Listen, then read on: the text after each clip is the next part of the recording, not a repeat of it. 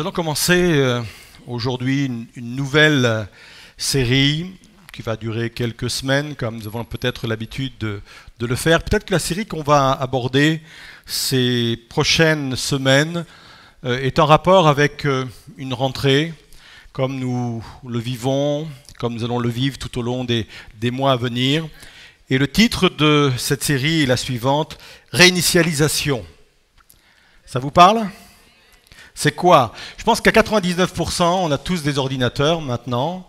C'est au même titre que la cafetière dans une maison, c'est au même titre que tous les autres outils, instruments, machines, on a cela. Et la réinitialisation permet de redémarrer un ordinateur après un plantage. Ça vous parle ça, hein? On a juste qu'à appuyer sur le bouton Reset et on relance le système. Et le système se remet dans le réglage à sa valeur initiale. C'est très pratique. Moi, j'ai pas de patience. Quand ça commence à mouliner, je fais Reset. Parfois, il faudrait attendre peut-être que ça mouline un peu et naturellement, ça va revenir parfois. Mais comme j'ai pas trop de patience, je fais tout de suite Reset et le système se relance. Et c'est très pratique. La réinitialisation est toujours possible dans la vie.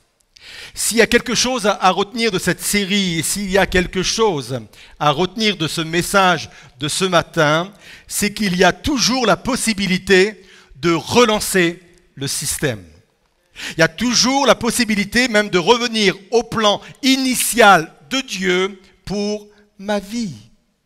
Et pour affirmer cela, je m'appuie sur de nombreuses histoires, nombreux exemples dans la parole de Dieu où on voit des hommes et des femmes qui étaient franchement mal partis, qui s'étaient royalement plantés, excusez-moi l'expression un peu familière, et qui, à un moment donné, ont réussi à relancer le système pour repartir à nouveau dans leur vie. Et s'il y a un message à entendre ce matin, c'est bien celui-ci, je peux relancer mon système. Je peux relancer ma vie. C'est le propre même de l'évangile. Je dirais même c'est le cœur même de l'évangile. J'aurais pu prendre une multitude de passages. Je prends celui-ci, Apocalypse 21, verset 5. Alors celui qui siège sur le trône, Jésus qui a reçu cette couronne de gloire, déclara, « Voici, je renouvelle toutes choses. » Et il ajouta, on ne sait jamais, on pourrait l'oublier, écrit que ces paroles sont vraies et entièrement dignes de confiance. C'est un des marqueurs les plus puissants de l'évangile. Je suis celui qui renouvelle toute chose, qui est capable de réinitialiser toute chose. Je l'entends et je le reçois. Et j'aimerais vous dire qu'il faut que nos églises, et en particulier notre église, soit un lieu où on peut sans cesse réinitialiser les vies. Je ne veux pas que ce soit un lieu où on juge les personnes quand elles arrivent. Je ne veux pas que ce soit un lieu où on enferme les gens dans des petites cases quand ils arrivent. On veut que ce soit un lieu où chacun, chacune est capable d'appuyer sur le bouton reset et de dire « je relance le système parce que je crois que tout à nouveau, je peux revenir au niveau, aux valeurs initiales que Dieu a prévues pour chacune de nos vies. » C'est la réalité de l'Église. Vous êtes là ? On est d'accord sur le projet de l'Église? Il y a 3 qui sont d'accord. On a du boulot. Pour parler de cela, j'aurais pu choisir beaucoup d'exemples, mais j'ai choisi l'histoire de Jabet ou Yabet, si on le prononce de façon hébraïque. Et son histoire se trouve dans 1 Chronique, chapitre 4, et les versets 9 et 10. On le lit ensemble. Jabet était plus considéré que ses frères. Sa mère lui donna le nom de Jabet en disant « c'est parce que je l'ai enfanté avec douleur ». Jabet invoqua le Dieu d'Israël en disant « si tu me bénis et que tu étendes mes limites, si ta main est avec moi, si tu me préserves du malheur en sorte que je ne sois pas dans la souffrance. Et il est dit ceci. Alors les 3 petits points en disent long, vous savez. Moi j'ai pris le texte tel qu'il est dans la version. 3 petits points. Et Dieu accorda ce qu'il avait demandé. Ah, combien on aimerait, nous, que Dieu mette ces 3 petits points avec cette conclusion. Ah, et Dieu m'accorda ce que je lui ai demandé. Le titre de mon message dans cette série est le suivant. Ta vie n'est pas une fatalité. On progresse, 5 sont d'accord. La fatalité consiste à croire que le cours des événements échappe à toute volonté humaine. Que le cours de ma vie va se dérouler d'une façon inéluctable parce que c'est écrit d'avance. C'est ça la fatalité. Et je trouve qu'on est dans une époque où on enferme de plus en plus les générations, les personnes dans des fatalités. En disant c'est comme ça, le monde va mal, l'économie va mal, socialement ça va mal, écologiquement ça va mal. Et on enferme les gens comme cela dans des fatalités desquelles il semble qu'on ne peut pas sortir. Sauf que la fatalité est une croyance. Et comme toute croyance, son pouvoir réside dans le fait qu'il y a des personnes pour y croire. C'est le principe même des croyances. Les croyances n'auraient aucun pouvoir, aucune puissance s'il n'y avait personne pour les croire. Alors, on va partager ensemble 3 conseils pour sortir du principe de fatalité. Premier conseil, il faut oser s'élever au-dessus de son nom. Je répète, il faut oser s'élever au-dessus de son nom. Moi, je suis impressionné quand je lis le chapitre 4 des Chroniques, comme nous l'avons fait, et la façon dont le Saint-Esprit nous interpelle. On peut passer sur cette réalité, mais je peux vous dire qu'elle est puissante. Pour ceux qui ne connaissent pas le livre des Chroniques, c'est un livre de généalogie. C'est une suite de noms et de noms. Au lieu de compter les moutons pour vous endormir, prenez le livre des Chroniques.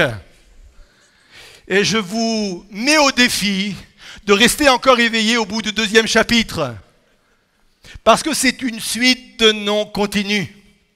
Le livre des Chroniques commence par faire la généalogie de certains patriarches et très vite il arrive à Jacob et par rapport à Jacob, eh bien, il passe en revue les 12 fils, les 12 tribus de Jacob. Et là, on est au chapitre 4 dans la tribu de Juda. Et voilà que l'auteur va citer des noms. Et il ne s'attarde pas sur ces noms. Il dit simplement qui a engendré qui est marié avec qui. Et j'ai compté, il y a 44 noms au début du chapitre 4 où l'auteur donne, égrène ces noms. Et à un moment donné, il arrive à Jabet. Et il dit, j'ai l'impression tout au moins que le Saint-Esprit m'interpelle en disant, attendez, j'ai quelque chose à vous dire sur ce nom-là. Il ne l'a pas fait sur les chapitres précédents, il ne l'a pas fait sur les noms précédents. Mais là, il se dit, il faut qu'on arrête un peu, on ne peut pas passer si vite sur cette histoire. J'ai quelque chose à vous dire sur cet homme, j'ai quelque chose à vous dire sur ce nom, Jabet. Et là, il raconte son histoire. Moi, je crois qu'on peut être tous le 45e de la liste. Jabet, c'est le 45e du chapitre 4. Je crois qu'à un moment donné, le Saint-Esprit peut s'arrêter sur nous en disant « Oh, attends, on va pas passer si vite sur ta vie. On va pas passer si vite sur ta situation. Je crois que tu peux sortir du lot par rapport aux autres noms. Je crois que tu peux sortir du lot par rapport à ta génération. Je pense que tu peux sortir du lot, que ton nom peut sortir du lot par rapport peut-être à ton environnement, ta famille, que sais-je. Tu peux être le 45e nom sur lequel Dieu s'arrête, sur lequel le Saint-Esprit a quelque chose à dire et à écrire. Tu es là ?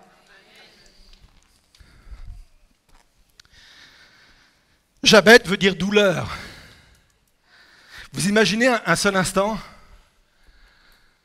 quelqu'un qu'on appelle douleur. Et la Bible dit, c'est parce que sa mère l'avait eu dans la souffrance. Peut-être qu'elle a accouché dans la douleur, dans la souffrance. Peut-être qu'elle l'a eu dans une période où c'était douloureux. Bref, on lui a donné ce nom-là, douleur.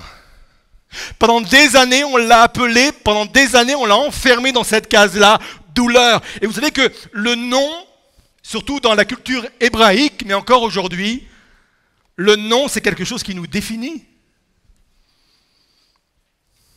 Ce sont des étiquettes que l'on met sur des vies. Et moi, je crois que parfois, il y a des noms qui sont sur nos vies. Je ne parle pas forcément de nos prénoms ou de noms de famille, mais je crois qu'il y a des noms, il y a des étiquettes sur nos vies que certains peut-être ont pu mettre ou que nous-mêmes, on se les mise.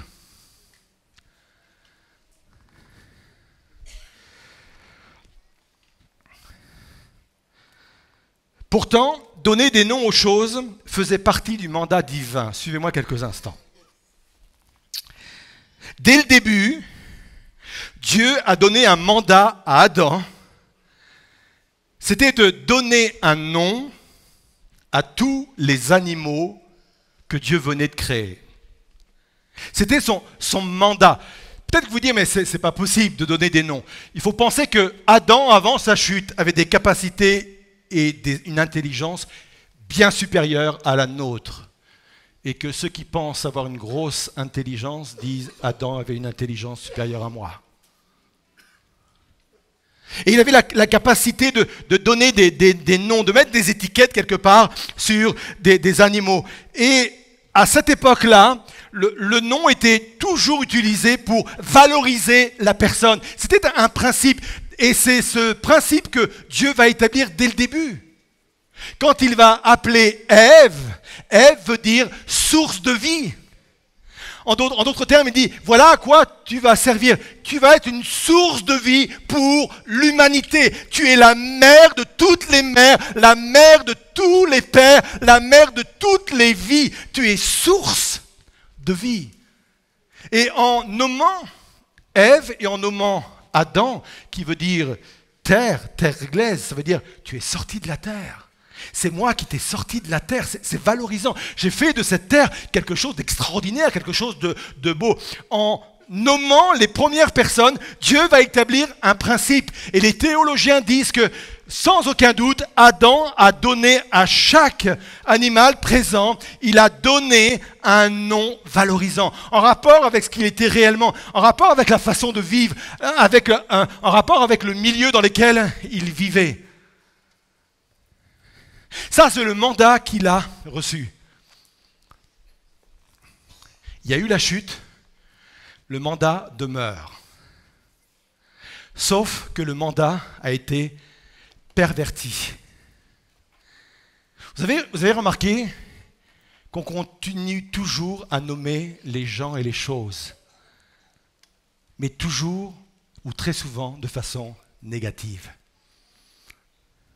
J'en veux pour preuve la façon dont parfois certains prédicateurs, et j'en ai fait moi-même l'expérience, j'ai moi-même fonctionné de cette façon pendant longtemps, la façon dont on nomme les histoires dans les évangiles. Combien de fois j'ai dit on va parler sur la femme adultère? On place un nom, on nomme une histoire, on nomme une personne, mais la femme n'a pas été toujours adultère dans sa vie. La Bible ne le dit pas, mais je pense qu'elle était adultère une seule fois.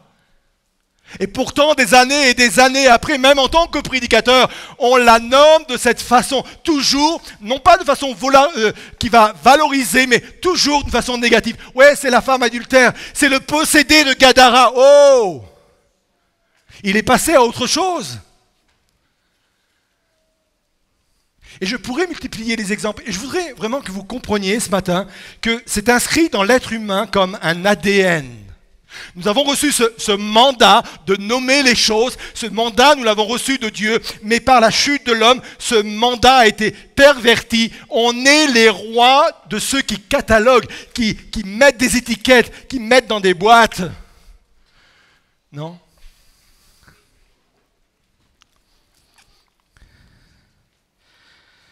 Dans quelle étiquette t'a-t-on enfermé?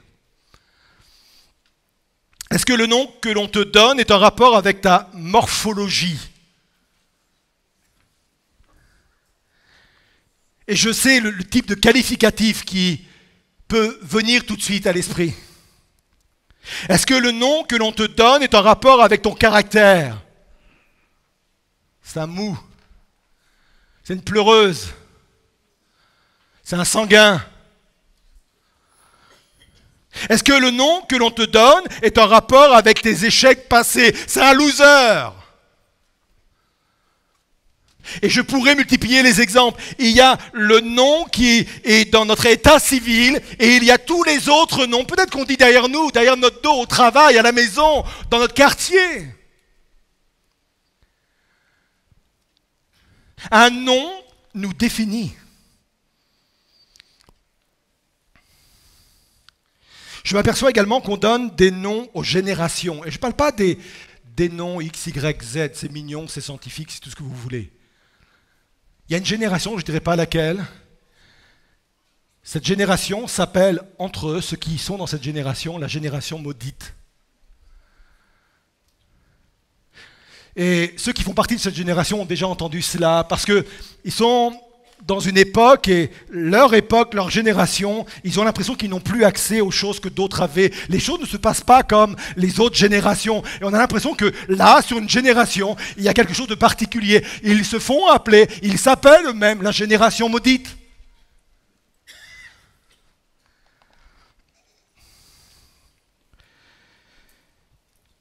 Je crois qu'on peut s'élever au-dessus de nos noms. Jabet a osé s'élever au-dessus de son nom. Son nom, sa définition n'était pas une fatalité. Il s'est élevé au-dessus de son nom. Et j'aime l'idée quand l'ange de l'Éternel va se battre avec Jacob. À un moment donné, l'ange de l'Éternel va poser cette question. Quel est ton nom? Comme si que l'ange de l'Éternel ne le savait pas. Jacob, allez, je veux le dire d'une façon un peu familière, veut dire magouilleur. Tricheur. Et voilà comment il se nomme, voilà comment il se prénomme. Parce que quelque part, Dieu voulait dire, mais quelle est l'étiquette, quel est le nom qui repose sur ta vie? Et vous savez comme moi, pour ceux qui connaissent cette histoire, qu'il est reparti de ce combat avec un nouveau nom. Dieu lui a permis de s'élever au-dessus de son nom. Tu peux t'élever au-dessus de ton nom, de ce qu'on dit de toi. Écoute bien ceci, tu n'es pas défini par ce que les autres disent de toi, mais tu es défini par ce que Dieu dit de toi. Entends-le, comprends-le. Tu es défini par ce que Dieu dit de toi. Premier point, premier conseil, pour sortir de cette fatalité, oser s'élever au-dessus de son nom. Deuxième, prendre sa vie en main. Je suis le résultat de mes décisions. Pythagore a dit ceci, il n'a pas fait que des calculs savants, il a dit aussi des choses intéressantes. Pythagore a dit ceci, le commencement est la moitié de tout. Il voulait dire par là que l'important, c'était de prendre des décisions. Et quand on prend des décisions en posant des actions, on a déjà fait la moitié du chemin. Et je trouve que parfois, on est aussi dans ces générations où on a du mal, on a un problème avec l'engagement, on a un problème avec les décisions.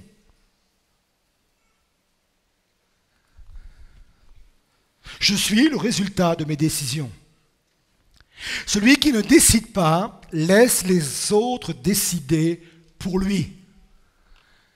Si je suis à l'arrière sur la banquette de ma voiture et que ma voiture me conduit dans des endroits qui ne me plaisent pas, c'est parce qu'il y a quelqu'un d'autre qui conduit ma voiture. Et à un moment donné, il faudrait se dire, il faut changer le chauffeur. Hein. Il faudrait peut-être reprendre le volant de sa vie.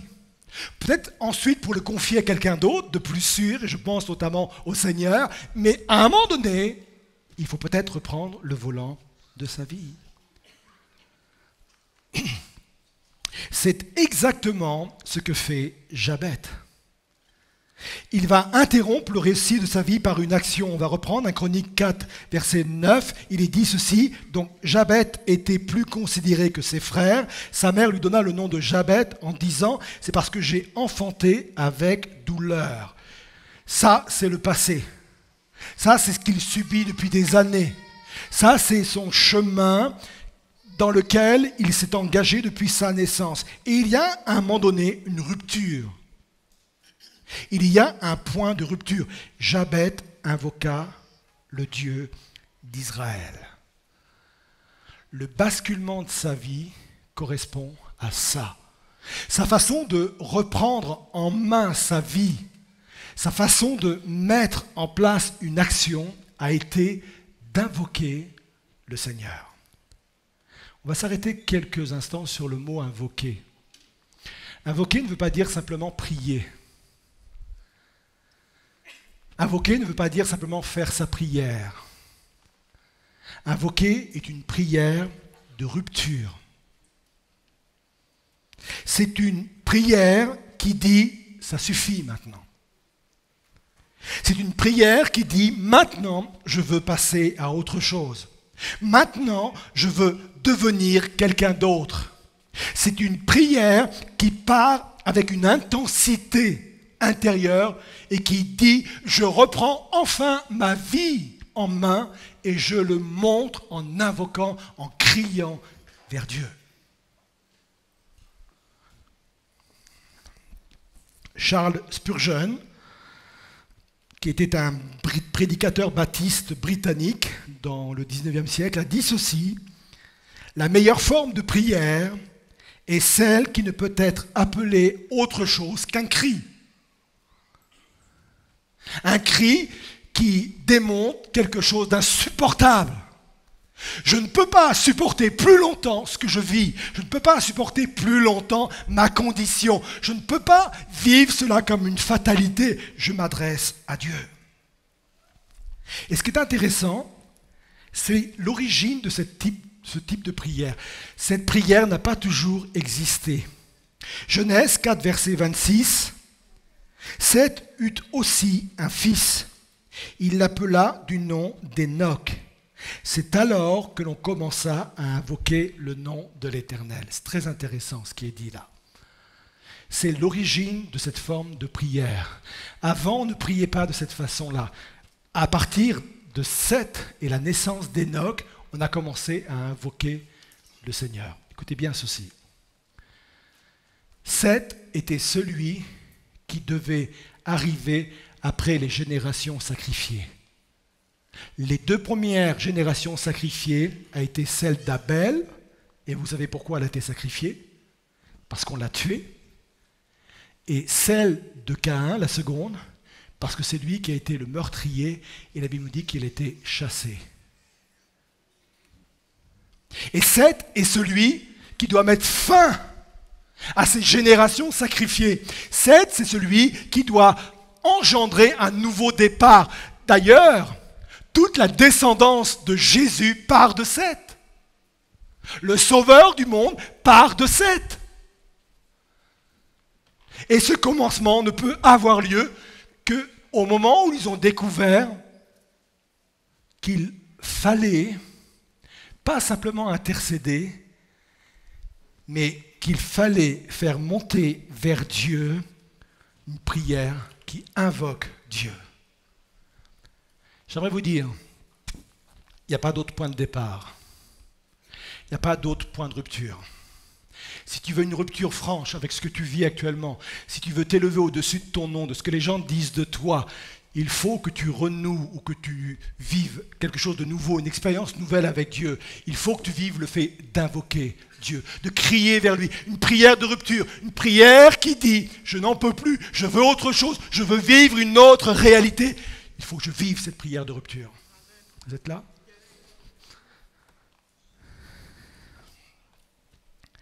C'est le type de prière qui touche Dieu.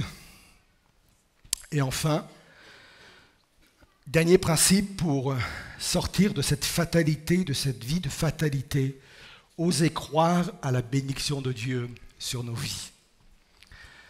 Jabet a cru à la bénédiction de Dieu pour lui.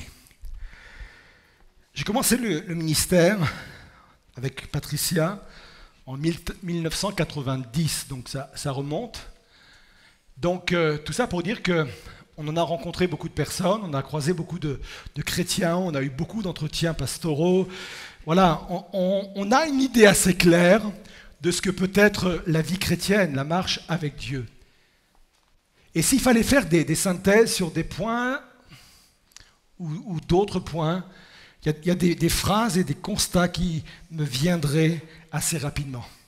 Et concernant la bénédiction, j'ai remarqué, depuis ces nombreuses années d'exercice de ministère, j'ai remarqué que les personnes en général avaient plus de foi dans les bénédictions que les autres pouvaient recevoir que d'avoir la foi pour recevoir eux-mêmes les bénédictions de Dieu. Vous me suivez?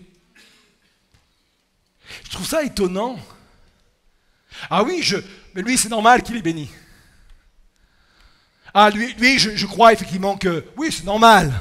Et on a beaucoup de foi et on trouve ça normal. On dit, oui, je crois que Dieu va le bénir. Je crois que Dieu peut le bénir. On croit plus facilement que Dieu est capable de bénir les autres plutôt que de nous bénir nous-mêmes.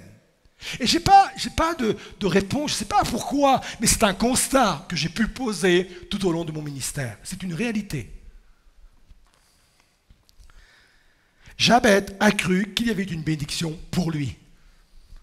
Sans doute que dans les autres noms, là, dans cette litanie du livre des Chroniques, sans doute qu'il y avait des gens bénis, et c'est sûr, quand on voit les patriarches et tout cela, et lui, peut-être qu'il connaît déjà cette généalogie, il sait comment les choses sont mises en place, il dit, mais moi je crois également qu'il y a une bénédiction pour moi. Je vais mettre un principe basique devant vous, Matthieu 7, verset 7. Demandez et vous recevrez. Cherchez, vous trouverez. Frappez et l'on vous ouvrira la porte. Car quiconque demande reçoit, qui cherche trouve, et l'on ouvre la porte à qui frappe. Y a-t-il quelqu'un parmi vous, écoutez bien ceci, qui donne à son fils une pierre si celui-ci demande du pain? Ou qui lui donne un serpent s'il demande un poisson? Tout mauvais que vous êtes, vous savez donner de bonnes choses à vos enfants. À combien plus forte raison, donc, votre Père qui est dans les cieux donnera-t-il de bonnes choses à ceux qui les lui demandent? C'est un principe. Si en tant que père, on est capable de donner de bonnes choses, en tant que parent, on est capable de donner de bonnes choses à nos enfants, la Bible dit, alors que nous sommes mauvais, il parle de notre nature pécheresse, notre nature humaine, on n'est pas toujours clair dans nos motivations, on n'est pas toujours clair dans notre façon de fonctionner. Et il dit, mais si vous êtes capable de faire cela, à plus forte raison, votre Père Céleste donne de bonnes choses. Je veux croire, je saisis cette promesse que Dieu a à ma disposition de bonnes choses, des bénédictions pour moi. Ce n'est pas égoïste. Surtout quand on a tendance à croire le contraire. Ce n'est pas égoïste. Et vous savez quoi? Quand je reçois une bénédiction, c'est la mienne. Je ne la retire pas à quelqu'un d'autre, je ne la prends pas à quelqu'un d'autre. Dieu n'est pas en train de dire, attends, j'ai quelque chose à donner, mais il faut que je choisisse. Peut-être que lui, il est plus sympa, je vais lui donner, et tant pis pour l'autre, ce sera une autre fois. Jamais. Quand Dieu me donne une bénédiction, c'est la mienne. Elle n'était pas prévue pour quelqu'un d'autre. Et si je ne la reçois pas, il ne la prend pas pour la donner à quelqu'un d'autre en disant, bah, il faut bien qu'elle serve. Jamais. Un jour, il y a un homme qui a fait un rêve. Peut-être qu'on peut dire un songe. Les rêves, c'est le produit de notre imagination et on a tous des rêves. Et je ne vous demande pas le rêve chelou que vous avez fait cette nuit. Surtout quand il fait chaud, il paraît que ça engendre des rêves chelous. Bref, je passe. Mais il y a des songes. Et le songe, à la différence d'un rêve, c'est quand Dieu parle au travers d'un rêve. Parce que Dieu parle tantôt d'une manière, tantôt d'une autre. Et un jour, un homme était en train de rêver, donc d'avoir un songe. Et il s'est vu mourir. Ce n'était pas un cauchemar. Il s'est vu mourir. Il s'est vu arriver au ciel. Il s'est vu être accueilli et il s'est vu visiter le ciel par la personne qui venait l'accueillir. Et plusieurs endroits ont été visités, et à un moment donné, il a vu dans son songe, il a vu dans sa prière. C'est une image, je ne dis pas que ce sera comme ça, mais c'est une image qui donne des principes. Il a vu un grand hangar, un immense hangar, très haut, avec des racks, des étagères sur plusieurs étages et sur une longueur impensable. Ceux qui sont dans la logistique comprennent l'image. Et puis il a vu devant chaque emplacement des noms. Des noms. Alors il a posé cette question à celui qui l'accompagnait, mais qu'est-ce que cela? Et l'homme l'a fait sortir dehors et il lui a fait lire l'écriteau qui était sur le devant de cet hangar, et c'était écrit l'hangar des bénédictions non réclamées. Ça veut dire que dans chaque rack, il y avait des noms, et sur chaque étagère, il y avait toutes les bénédictions qui n'avaient pas été saisies ou réclamées et qui n'avaient pas été données à d'autres, puisque c'était pour ces personnes-là. Moi, je ne sais pas s'il existe ce hangar, mais s'il existe, je peux vous dire que le premier lieu que je vais visiter quand je vais arriver au ciel, c'est cet endroit. Je vais chercher Potier, Daniel, Potier, Daniel. Et si je vois une liste ou des plein de choses sur cette étagère qui est là en masse, je vais me dire, oh Daniel, après quoi tu es passé? Ça vous parle? Elle est comment votre pile de bénédictions là-haut? Est-ce que ça s'entasse? On va chercher le colis Amazon. Oh pardon, j'ai fait une pub.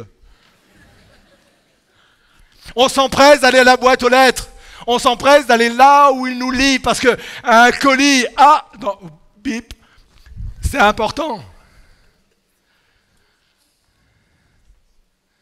Jabet a cru qu'il y avait une bénédiction pour lui, perso. Il est allé la chercher.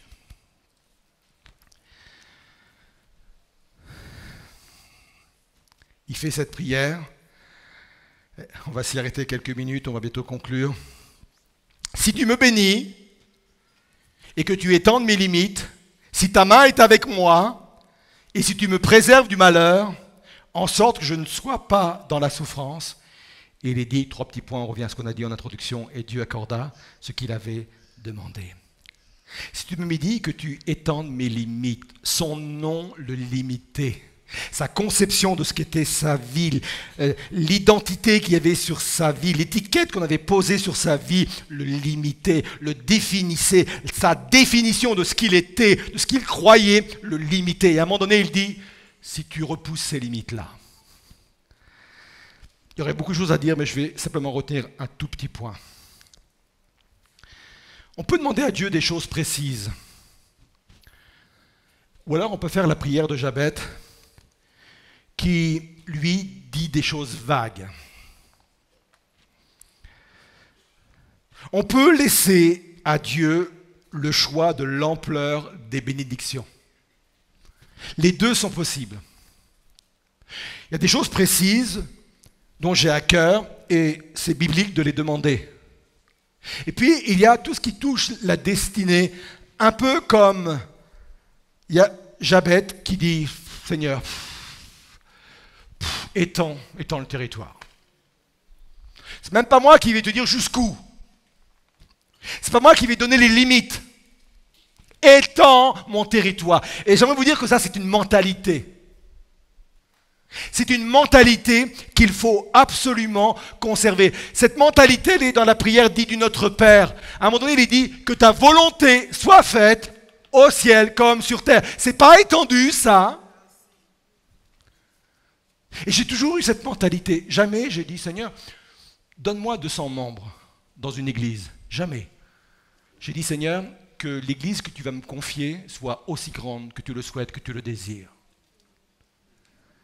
Et c'est ma mentalité pour toute chose, pour mon avenir, pour les projets qui sont devant moi. Je ne veux pas limiter Dieu par ma prière, parce que la Bible dit que Dieu donne au-delà de ce que je peux demander et même penser. Seigneur, fais-toi plaisir. Fais-toi plaisir, Seigneur, avec moi. Et quelque part, c'est ce que Jabez est en train de dire à Dieu. Dieu, je veux sortir de ma condition. Maintenant, fais-toi plaisir avec moi. Je ne veux même pas te limiter par mes petites prières, par mes petites visions, mes petites mentalités étriquées. Fais-toi plaisir. Combien veulent que Dieu se fasse plaisir avec vous? Seigneur, fais-toi plaisir. Emmène-moi aussi loin que tu le souhaites. Je conclus en disant ceci. Il est peut-être temps pour quelqu'un ce matin de réinitialiser sa vie. Il est peut-être temps pour quelqu'un ce matin de mettre son doigt sur le bouton reset. On relance le système. Peut-être qu'il y a des gens qui ont l'impression d'être passés à côté de ce que Dieu avait prévu pour lui ou pour elle. Je crois qu'on peut relancer le système pour remettre les valeurs initiales qu'il y avait à l'intérieur. Moi, je crois que Dieu peut te donner une autre chance. Je crois que Dieu peut te relancer. Je crois que Dieu a des choses nouvelles pour toi. Et je voudrais vous inviter à vous lever à votre place. Je crois que c'est un culte de réinitialisation pour plusieurs dans ce lieu. Et on va le proclamer au travers de ce chant où on proclame qui est Dieu et ce qu'il veut accomplir sur nos vies. Et je crois à l'importance de prendre position devant Dieu. C'est pour ça que je fais pratiquement tous les dimanches des appels où je demande aux personnes de venir sur le devant pour marquer leur désir de vivre les choses en rapport avec ce qui a été partagé. Parce que je crois que c'est important. Mes décisions sont importantes, on l'a vu. Mes décisions déterminent mon avenir. Il y a des pas, il y a des actions qu'il faut poser. Et je crois que le fait de dire, moi je veux vivre ce matin cette réinitialisation, peut-être que c'est la première que tu vas vivre. Peut-être que toi, les choses de Dieu, ça ne te parle même pas, ça ne t'a jamais parlé, tu es loin. C'est peut-être même la première fois que tu es là, et tu dis, on m'a emmené là, je ne sais pas pourquoi je suis là. Et tu réalises ce matin que tu en as marre de ce que tu vis, et tu reçois le fait que tu peux vivre autre chose, une autre dimension. Vis ta propre réinitialisation. Jésus, c'est le sauveur du monde. Jésus, c'est le Seigneur des Seigneurs. C'est celui qui est capable de balayer les choses anciennes pour en créer de nouvelles. C'est le message même de l'Évangile. C'est la puissance même de l'Évangile. C'est pourquoi Dieu lui-même est mort au travers de son Fils.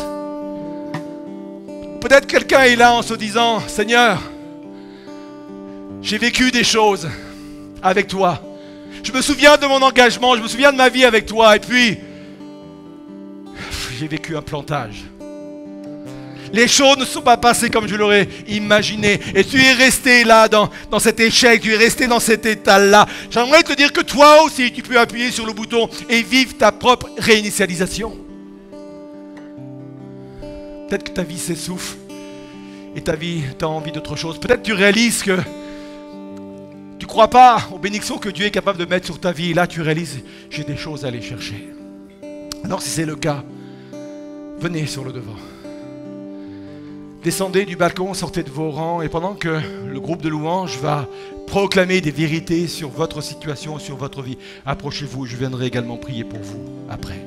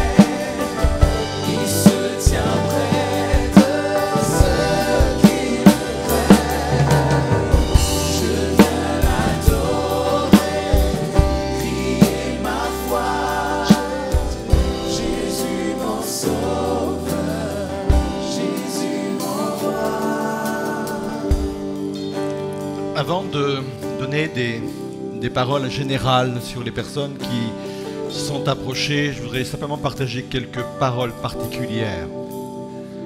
Il y a des personnes qui sont sur le devant et qui, depuis leur enfance, ont un nom qui leur revienne constamment parce qu'ils ont été qualifiés de cela tout au long de leur enfance. Et quelque part, à chaque fois qu'ils sont devant un problème, une difficulté, un défi, eux-mêmes se définissent par le nom qui les a blessés au cours de leur enfance. Et c'est comme une spirale. Et c'est comme quelque chose qui revient. Et même certains abandonnent avant même d'essayer parce que ce nom vient et se rappelle comme un écho, venant de très loin, venant de plusieurs années. Mais cet écho est tenace. Tu te définis toi-même par les mots et les noms que tes parents ou quelqu'un d'autre de ta famille a mis sur ta vie.